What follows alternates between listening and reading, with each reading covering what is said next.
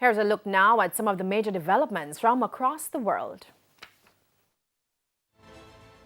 In news from the region, Caribbean Airlines cargo transported 100,000 doses of China's Sinopharm vaccines to Trinidad and Tobago. This shipment is the largest number of COVID-19 vaccines brought to the country to date.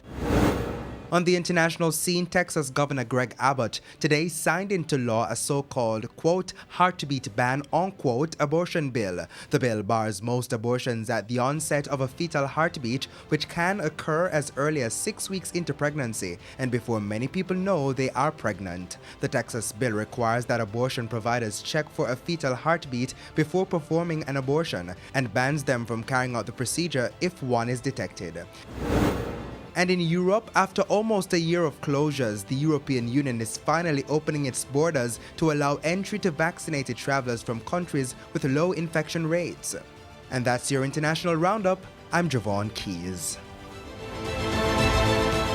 And the Primetime News package continues with sports after this break.